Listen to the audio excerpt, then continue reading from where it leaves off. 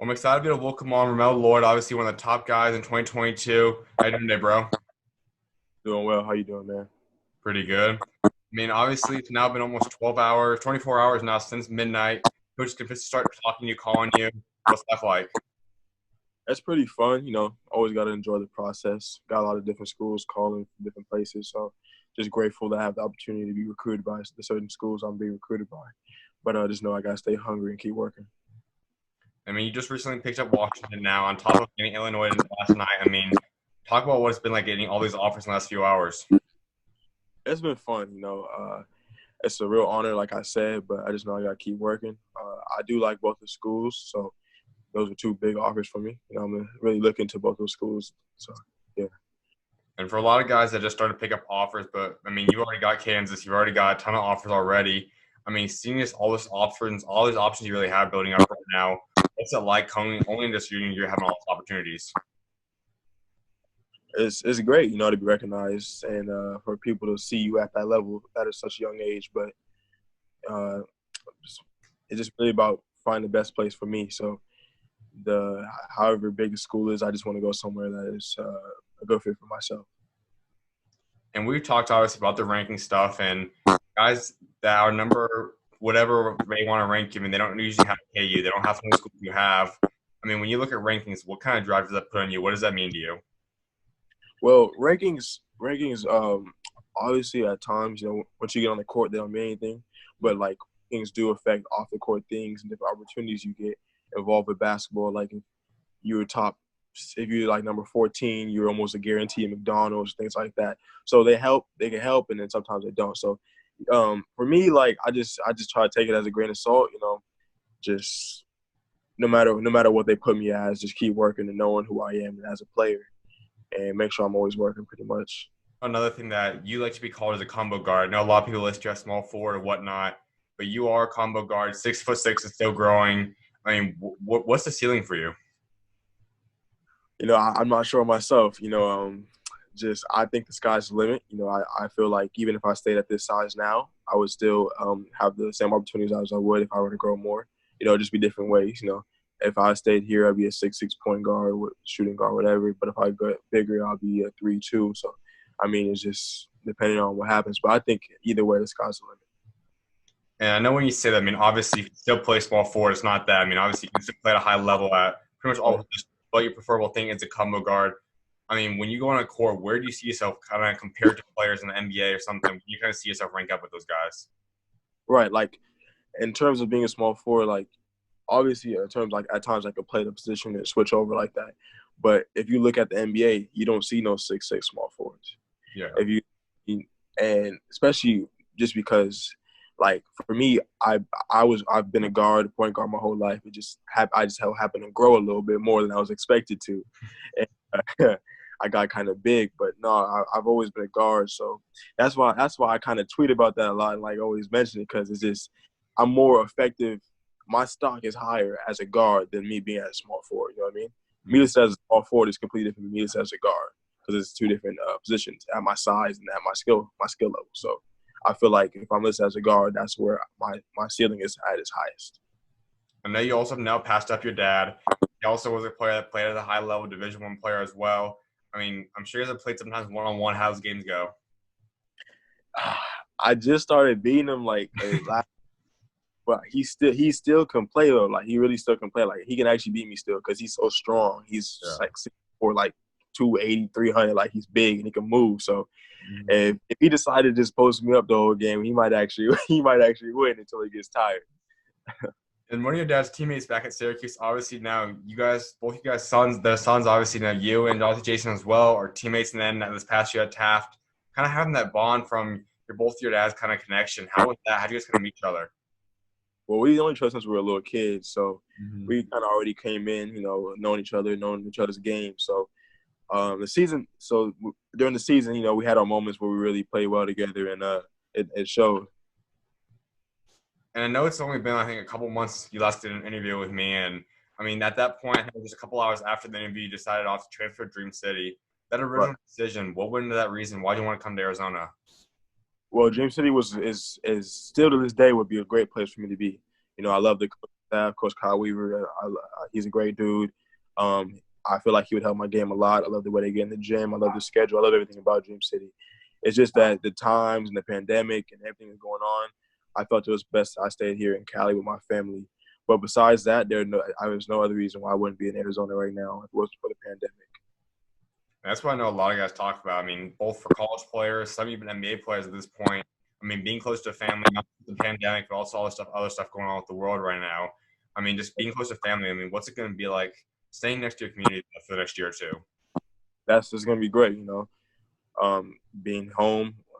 My grandma will be able to come see me play, and different people I've been close to my whole life coming out and seeing me is good. So, I mean, but either way, I would have loved being in Arizona. That would have been a great situation for me as well. And now for your junior season, though, I mean, you obviously have a lot of opportunity. I'm sure every school would want to take you on. When you come to that decision, I mean, you're technically a high school free agent, if you want to call it right now. And how do you kind of weighing your options? What's going to go into this decision? I mean, pretty much every school in Cali is cold. I mean, it's been crazy, but for me, it's just seeing what's best for me and my family, and trying to hopefully pick what's best. But yeah, every school is calling really. So I mean, I have a lot of options in terms of that. So just looking to see what's going to be the best situation for me. And I know a big appeal would be for you to be able to get more national attention, get on bigger spotlights, and show where you truly should be in terms of rankings. What do you kind of want to accomplish the next year, though?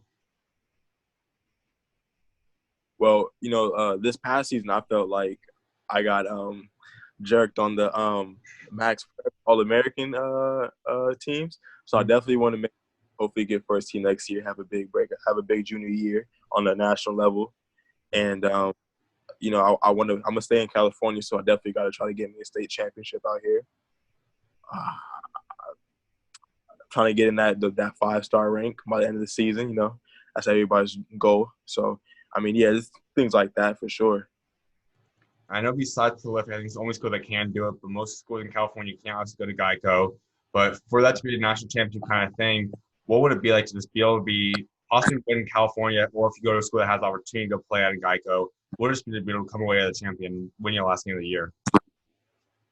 Yeah, that's tough that we can't go because of the CIF and everything. So, I mean, if like schools out here would be able to, I feel like maybe like 2-3 schools would even would have the opportunity to do it like next year with some of the guys we have out here right now. So, I mean, it would be a great opportunity to finish season like that, but sadly we can't.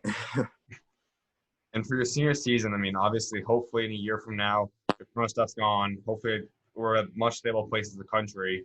Would that be an opportunity for you to possibly look at going to Arizona, go to somewhere else outside of California? Well, I mean, I've already transferred twice in high school, so Mhm. I mean, I feel like my next destination probably my last, just to Yeah. go to 4 schools in 4 years. So I make sure my next one's my last one for sure. Uh, So it probably even that would be great. no doubt, man. And I mean, when you go through this recruiting process as well, it's going to really start picking up as we talked about. Coach start calling you. But at midnight of last night, I mean, when was like the first call you got? At what time? And from who? It was like 30 minutes after 12. I believe it was BYU. BYU coach texted me, got my number, and we chopped it up a little bit. And then my next one was probably in the morning. It was Illinois. I got the offer from Coach Antigua. So, yeah, it's been busy. I probably would have a couple more. I know a couple schools try to get in contact with me today, but it's just like you see the T-Mobile like phone lines and that stuff is kind of up. So I guess the calls haven't been going through, and I've been missing them. But yeah, it's still been a long day with recruiting wise. And I mean, like we talked about, I mean, look at all the schools you have right now. Eventually you don't have to pick one or possibly take another route as well. But in terms of colleges, what are you looking for in a college? I want a big program that plays at a high level. I want a school that has a very nice off season schedule, Mm-hmm. not preseason schedule like before conference play. The big tournaments, things like that. And I just want a coaching staff that believes in my game and lets me have the opportunity to play and show what I can do on the national stage. And I know you probably believe, and I do too, as well. As I mean, you are a five-star kind of prospect, a guy that has a immense ceiling. You're gonna have the opportunity to possibly go G League, or possibly if it gets passed, to go straight to the NBA out of high school. Are those routes you're gonna consider? Um, me as a person, I always look at anything that comes up to me, any offer, any so anybody try to have me do something like that. So, I mean, I'm always looking into new things for sure. I'll always listen, always listen. And having a dad that's gone through the recruiting process, even transfer and all, what kind of advice is he giving you as you start getting into the position? My dad is with me every step of the way. That's my guy. It's like my big brother and dad at the same time. So we just kind of doing this together. To be honest, he's with me every step of the way. He just let me know like it's at the end of the day it's gonna be my decision, and he just wants me to choose whatever I feel is best for me and best for the family. And being in California, I mean, we just talked about how much talent's out there between the guys in the Canyon, just guys spread out throughout the state.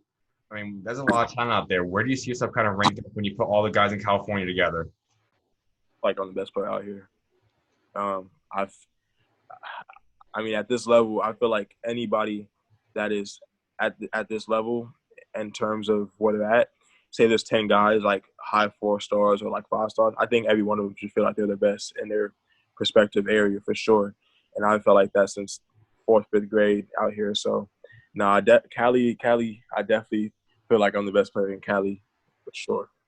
And out of states in general, California is always going to be the discussion for being the best state in them all. Where do you see yourself, California, rank up when you put them against all 50 states?